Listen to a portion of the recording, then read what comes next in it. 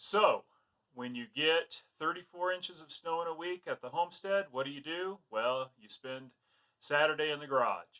So today on Barely Homesteading, we're going to work on a couple of wood projects because it's too snowy to go outside.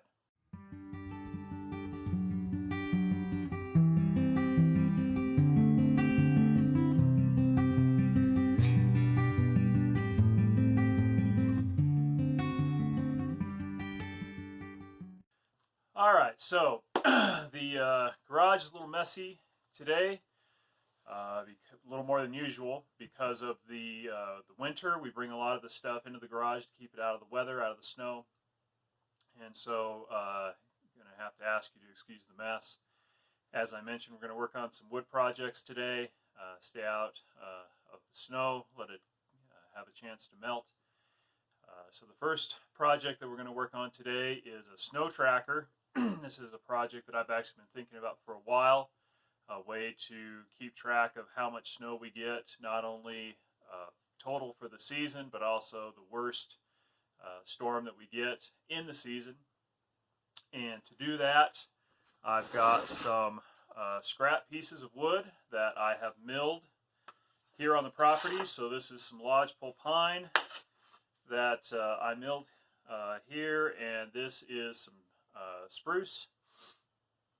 And we're going to turn this into a snow tracker. So the first thing that we're going to do for this snow tracker is on this block of spruce, and you can see that we've got some beetle holes still in it, and I'm going to cut those out as much as possible. From this block, I need to get 6 perfect cubes, and we've got, this thing's about 15 inches long, so when we cut out these beetle holes, we're going to probably end up with about a 1.5 inch cube, and so we should have plenty of length to be able to get the 6 cubes that we need. So I've got the table saw set up for cutting just 1/8 below 2 inches. The block right now is 2 by 2 inches, and so I'm going to go down in first off in 1/8 and then probably down in 1/16 until I get the beetle holes cut out and get it down to a uniform size all around, and then I can cut it into cubes. So let's turn on the vacuum and get this thing cut down.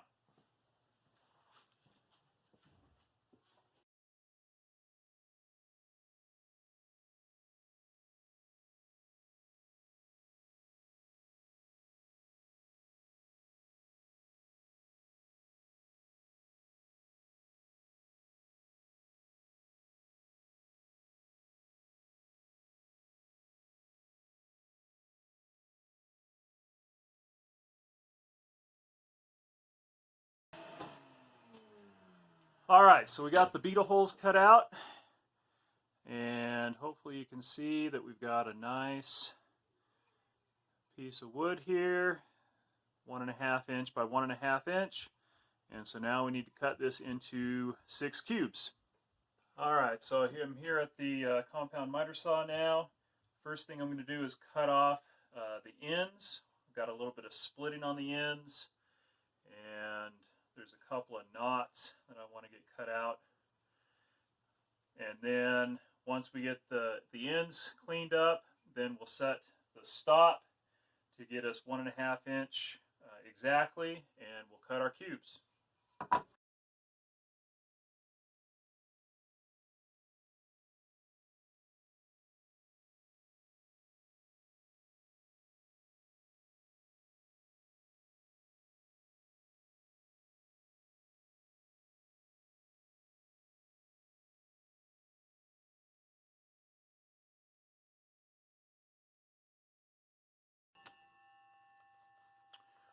Alright, so we ended up with 7 cubes, so I've got a spare if something happens.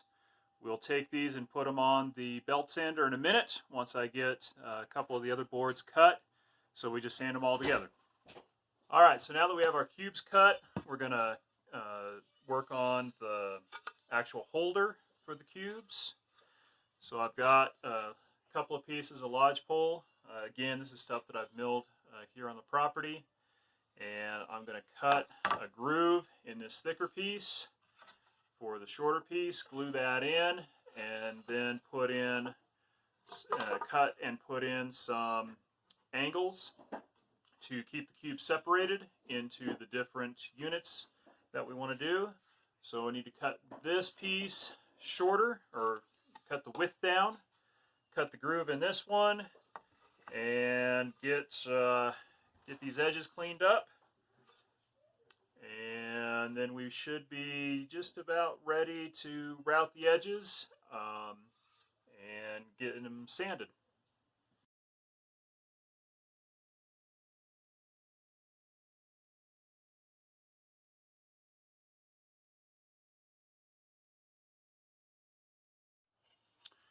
So got this piece cut to width, and notice that it's a little uneven down here on the end from the milling process, so I'm going to run it through the jointer just to clean it up a little bit.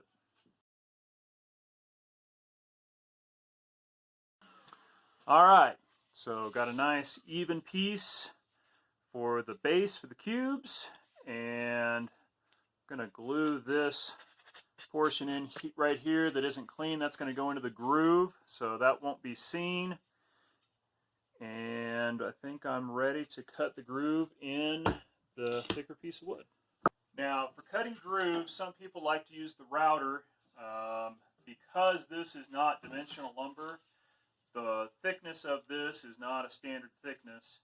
So what's going to be easiest, and what I found to be easier than using a router, is to actually use a table saw, set the height of the blade to the depth of the groove that I want, and then just cut subsequent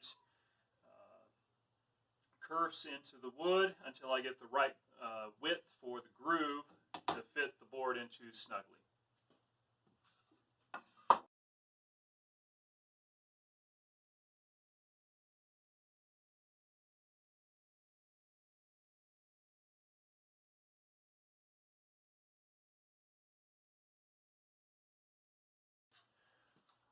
Okay, so I've got a nice tight fit for my ledge into my groove. And let me grab one of these cubes. And that's going to fit on there very nicely.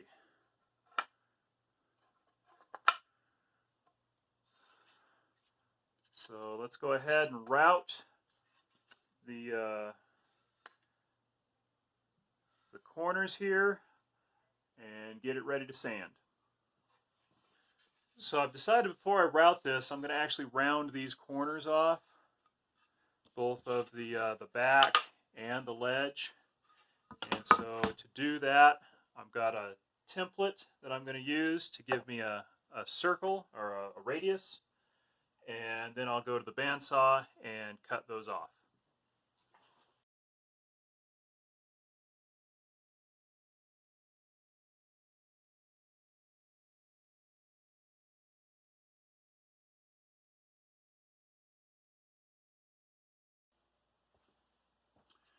So now that I've cut these radii on the bandsaw, I'm going to want to go over to the belt sander and the disc sander and smooth these out before I actually put them on the router, because the router is going to follow whatever edge I've got on there.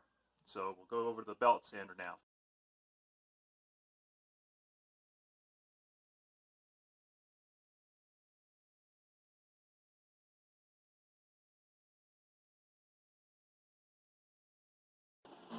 Alright, so we've got two nice boards with the radii cut. The ledge sits in there nicely, nice and snug.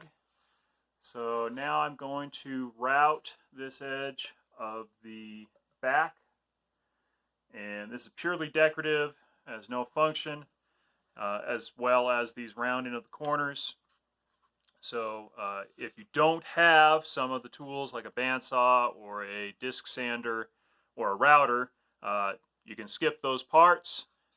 Really, to do this project, the only tool that you really need is a table saw. You could do this entire project with the table saw, skip the decorative parts, and just knock it out.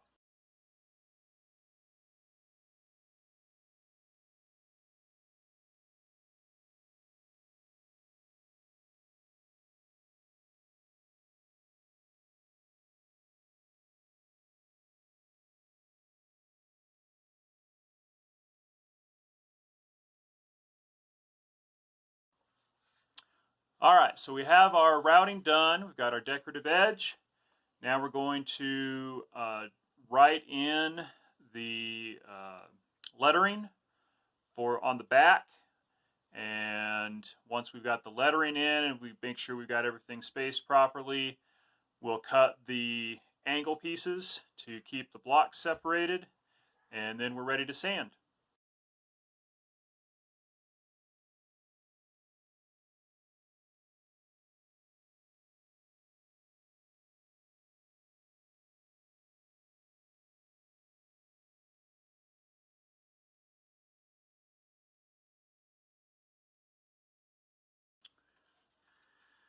All right, so don't know if you can see that lettering well enough, but got season total, largest storm, feet and inches. Each of the cubes will get numbers placed on them, similar to the block calendars that you may have seen, except we're going to be tracking snowfall. So I'm going to cut some separators so that the blocks will kind of stay under their heading, and then we're ready to sand.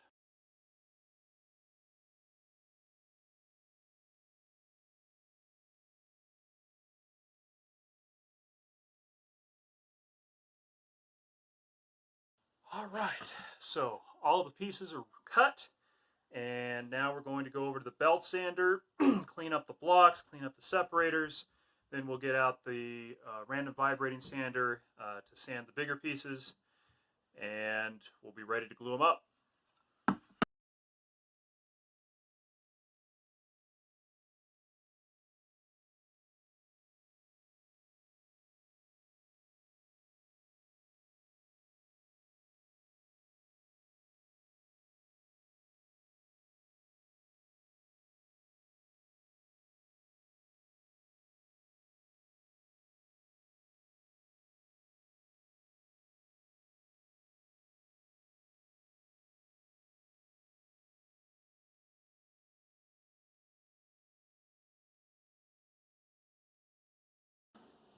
So one thing I should mention on these blocks, when I'm putting them on the belt sander, I'm sanding each side once and then rotating it 180 degrees and sanding all those sides again.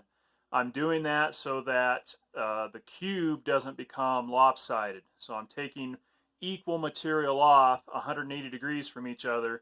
So if my stop or my hand pressure isn't quite flat or perpendicular to the belt, that prevents the block from getting lopsided by doing it one direction and then turning it 180 degrees, do it the other direction.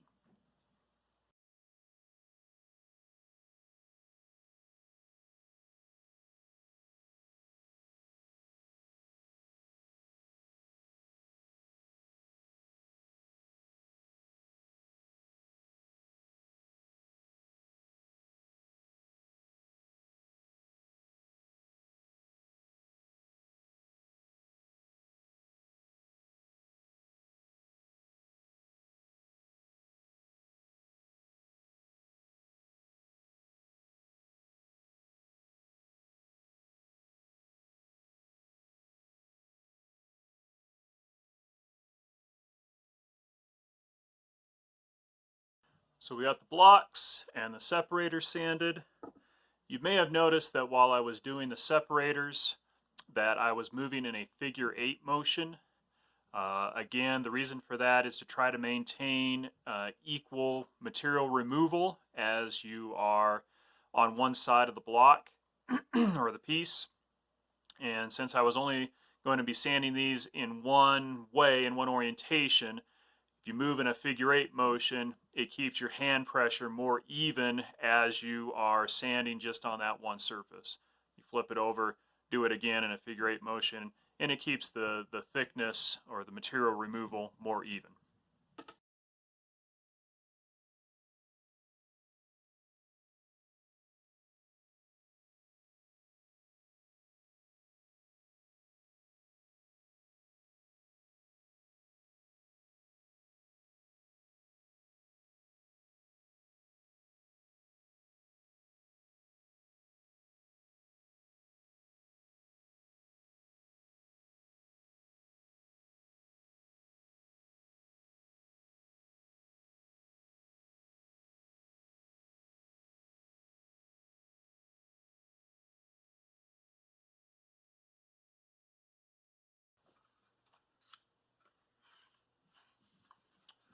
All right, all sanded and ready to be glued up.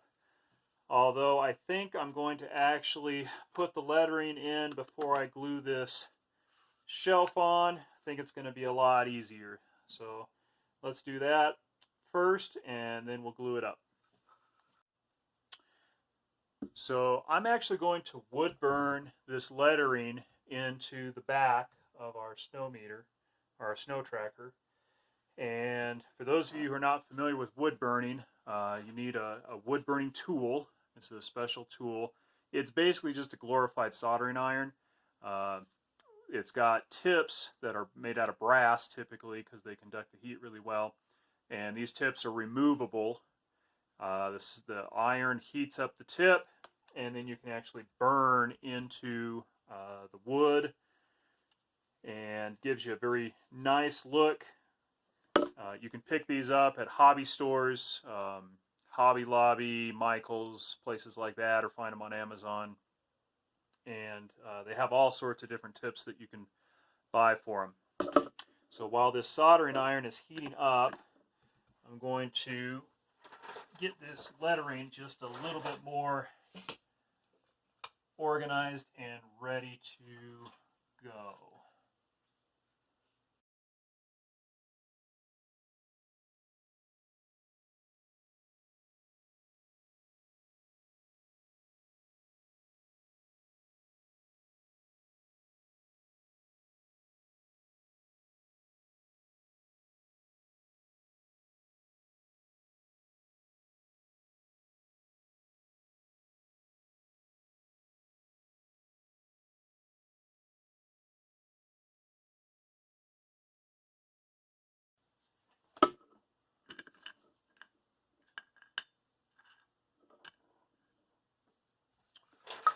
All right, so we've got the initial lettering in, and now we're going to sand it to get rid of all the pencil marks, and then I will go back through with the wood burner and clean up the lettering due to the sanding. Typically, you want to do your wood burning and not do any sanding after, but because of the amount of pencil marks and the raised material a little bit because of the wood burning, I'm going to do a two-step wood burning on this one.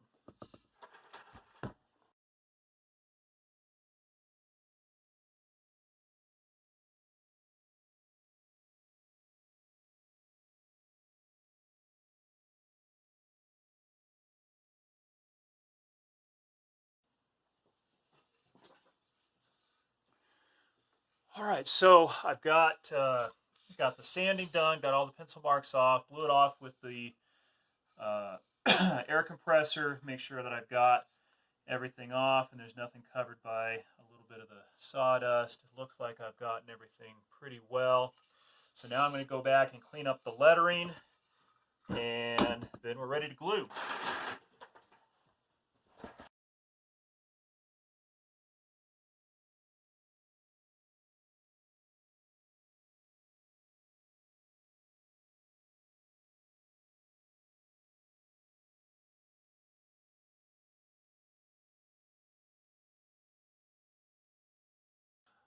All right, so apparently my camera turned off while I was getting ready to glue this.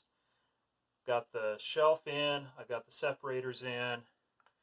Used the blocks to make sure that the separators had enough space between them so that we could get the blocks in. And so while this is drying, I'm going to work on wood burning the numbers onto the blocks.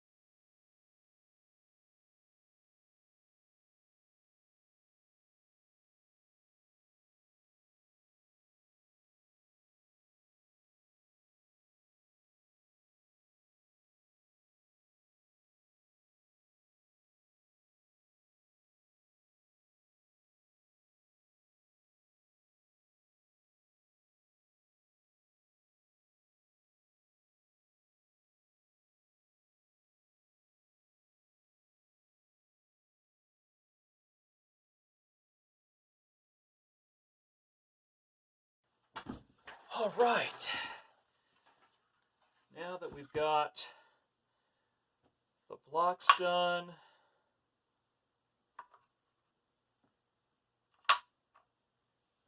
and they are suitably decorated,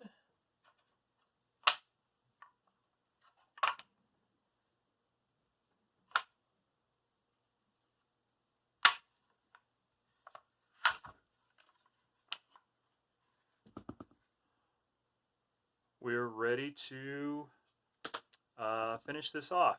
So what we're going to do to finish this off is we're going to use some spray lacquer.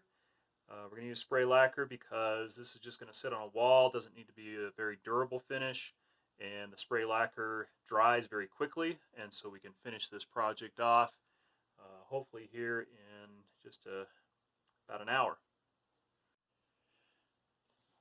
So one more thing I'm going to do before lacquering this is I'm going to put a keyhole in the back so that we can hang it.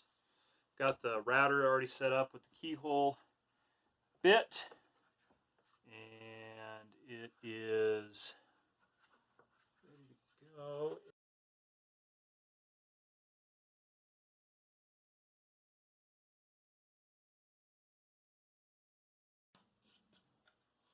All right, and that put a nice keyhole on there that we can use to hang it.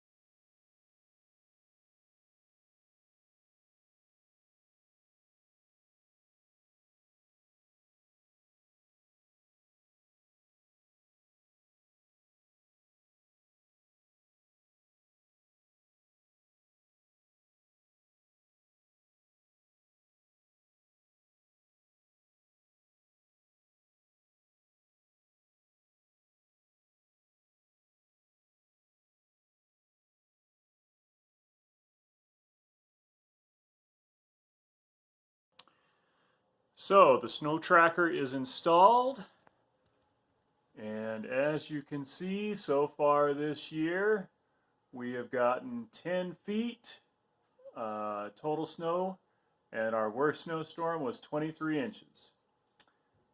Now, since all of this wood was milled from trees on our land, it's the same kind of wood as our logs, And so all of this scrap from the project today can go upstairs and be used as fire starters for the wood stove. So nothing goes to waste. We're using it up. Hope you've enjoyed this little project on this Saturday when there was too much snow to go out and work on the homestead. A couple of things I want to say about this project is a lot of it you don't have to do. It's purely decorative. You know, the routing on the edges and the rounding the corners, all of the decorative wood burning that I did. In reality, to do this project, all you really need is a table saw and a miter saw. You could paint the lettering and the numbers, and it's actually a fairly simple project. So hope you enjoyed it. And as always, this is Lumberjack from Barely Homesteading. Use it up, wear it out, make it do or do without.